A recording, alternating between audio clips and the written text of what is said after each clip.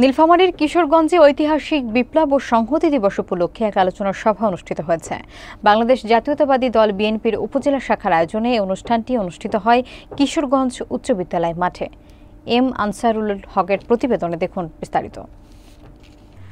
ঐতিহাসিক ৭ নভেম্বর জাতীয় বিপ্লব এবং সংহতি দিবসকে স্মরণ করে নীলফামারীর কিশোরগঞ্জ উপজেলা বিএনপি অঙ্গ এবং সহযোগী সংগঠনের উদ্যোগে শনিবার বিকেলে এক আলোচনা সভা অনুষ্ঠিত হয়। বিকেল ৫টায় কিশোরগঞ্জ উচ্চ বিদ্যালয় মাঠে আয়োজিত এই অনুষ্ঠানে সভাপতিত্ব করেন উপজেলা বিএনপির সভাপতি মোহাম্মদ মামুন। এতে প্রধান অতিথি ছিলেন নীলফামারী ৪ আসনের বিএনপির মনোনয়ন প্রার্থী এবং সৈয়দপুর রাজনৈতিক জেলা বিএনপির সভাপতি অধ্যক্ষ মোহাম্মদ আব্দুল গফুর সরকার। অনুষ্ঠানে বিশেষ অতিথি হিসেবে বক্তব্য দেন উপজেলা বিএনপির সহ সম্পাদক মোহাম্মদ ডালিম, সৈয়দপুর শাখার সম্পাদক মোহাম্মদ শাহিন এবং কিশোরগঞ্জ শাখা স্বেচ্ছাসেবক দলের আহ্বায়ক নূর আলম বাবু।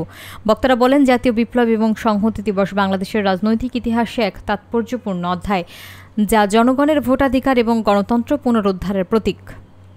আবার শেষ হয়ে যায়।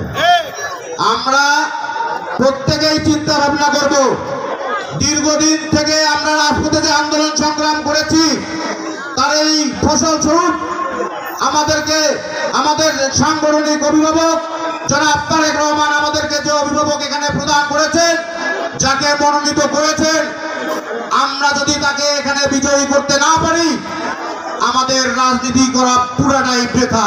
আপনারা জানেন শহীদ প্রেসিডেন্ট জিয়াউর রহমান এদেশের মানুষের কল্যাণের জন্য যা প্রয়োজন তাই করেছিল। তারপরে খালেদা জিয়া দায়িত্ব নিয়েছিলেন। বর্তমান ক্রান্তিকালের ৫ তারিখে তারেক রহমানের নির্দেশে এদেশে আবারও ছাত্র দেশবান্ধবের মধ্যে দিয়ে এদেশের মানুষের পাশে দাঁড়িয়েছেন। শিক্ষিত ভাই বোনদেরকে আমাদের ভাইদেরকে দ্বারস্থ করে দিয়েছিলেন সরকার। আর সেই সরকার কিন্তু পলায়ন, কিন্তু হিসাবটাকে এই দেশের মাটিতে দিতে হবে। কিন্তু আমাদের যে হাজার মাইল দূরে যে তারেক রহমান বসে আছেন, সে কিন্তু মিনিটে মিনিটে আমাদের খেয়াল রাখছেন। আর আমাদের খেয়াল রাখার কারণে আমরা কিন্তু সুসংগঠিত, আমরা পলায়নগত না।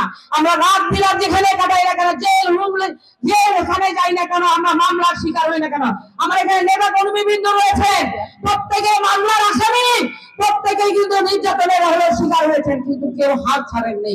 তাই বলবো, আগামী দিয়ে দেশ নায়ক তারেক রহমান যার হাতে তুলে দিয়েছেন ধানের শীষ, আমাদের ৪ আসনে অধ্যক্ষ আব্দুল গফুর সরকার। আমরা খাদ্য স্বয়ংসম্পূর্ণ হয়েছিলাম, বাংলাদেশকে ইমার্জেন্ট টাইগার বলছিল বিশ্ব। কিন্তু দেশি বিদেশি চক্রান্তকারীরা শহীদ জিয়াউর রহমানকে হত্যা করে বাংলাদেশের উন্নয়ন থামিয়ে দিতে চেয়েছিল। তাই তো আপসীন নেত্রী, তাই তো গণতন্ত্রের প্রতীক আজকে দেশনেত্রী বেগম খালেদা জিয়া আজকে তার ডাক এসেছে। তার সুযোগ্য সন্তান যিনি তার উপর যে কথা বলার নয় এরকম নির্যাতন নিপীড়ন হয়েছে সেটা চিন্তাও করতে পারবেন না।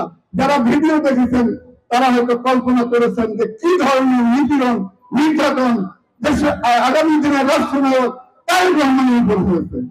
সেই তারেক রহমান বিদেশে থেকে জুলাই আগস্টের যে আন্দোলন সেখানে নেতৃত্ব দিয়েছেন।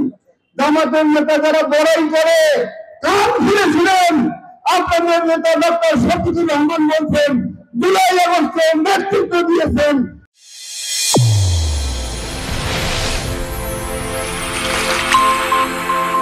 চ্যানেল A1 হৃদয়ের স্পন্দন।